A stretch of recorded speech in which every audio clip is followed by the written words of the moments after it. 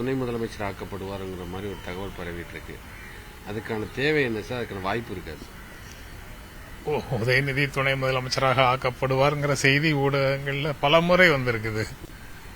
ஏற்கனவே அது தொடர்பாக ஒரு கேள்விக்கு முதலமைச்சர் பதில் சொல்லியிருந்தாரு. அப்படி ஒரு கோரிக்கை வலுக்கிறது, ஆனா இன்னும் பழுக்கவில்லை அப்படின்னு.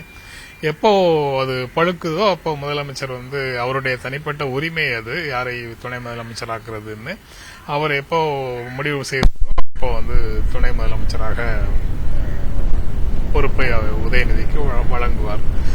அல்லது அது இல்லாமலே கூட தொடரலாம். அது அவருடைய தனிப்பட்ட உரிமையாகத்தான் நான் நினைக்கிறேன். மற்றபடி தேவை இருக்குதான்னு கேட்டா, தேவை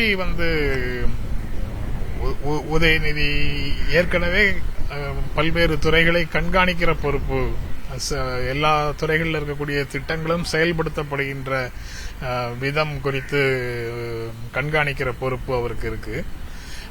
அந்த அடிப்படையிலேயே கிட்டத்தட்ட அவர் ஒரு துணை முதலமைச்சராகத்தான் இருக்கிறாரு.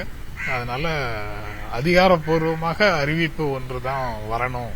மற்றபடி அவர் அந்த பொறுப்புகளை ஏற்று செய்து கொண்டுதான் இருக்கிறார் அப்படின்னு தான் நான் நினைக்கிறேன். தொண்டர்கள் எதிர்பார்ப்பு பூர்த்தி செய்யப்படும் முதலமைச்சர் வெளிநாட்டு பயணம் முடிச்சு சொன்னாரு. இன்னொரு நேற்று பழனி மாணிக்கம் மேடையிலேயே முதலமைச்சரை வைத்து துணை முதலமைச்சராக உதயநிதியை அறிவிக்கணுங்கிற மாதிரி கோரிக்கையும் திருப்ப கட்சியில் இப்ப வலுக்க ஆரம்பிச்சிச்சு. இது முதலமைச்சருக்கு ஒரு நெருக்கடி எதுவும் கொடுக்கறாங்களா? நெருக்கடி எல்லாம் எதுவும் கொடுக்கல. ஆனா உணர்வுகளை பகிர்ந்து கொள்கிறார்கள். தொண்டர்கள் உணர்வுகளை மதிக்கிறோம்னு முதலமைச்சர் சொல்லியிருக்கிறார்ல. அது நேற்று அந்த பவள விழா கூட்டத்தில் கூட பழனி மாணிக்கம் பேசும்போது அதை சொன்னாரு. சொன்னபோது மிகப்பெரிய ஆரவாரம் கூட்டத்திலிருந்து வருது. தொண்டர்களுடைய உணர்வுகள் அங்க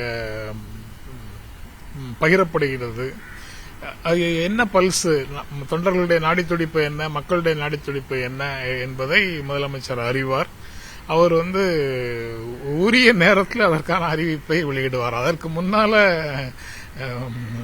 நாம பத்திரிகையாளர்களும் ஊடகங்களும் ஏன் அவ்வளவு பரபரப்பாக அதை பார்க்கிறோம் அப்படிங்கிறது தான் எனக்குள்ள இருக்கக்கூடிய கேள்வி. விரைவில் எதிர்பார்க்கலாமா சார்? விரைவில் ஒரு முடிவு எட்டப்படுமா? அதாவது நீங்க சொன்ன மாதிரி அது பழுக்கிறதுக்கான வாய்ப்பு இருக்கா? விரைவில் எட்டப்படுமா அப்படிங்கிற கேள்விக்கு முதலமைச்சர் தான் சொல்ல முடியும், வேற யாருமே சொல்ல முடியாது. முதலமைச்சருடைய உரிமை அது. முதலமைச்சர் தான் அந்த முடிவை எடுக்க முடியும்.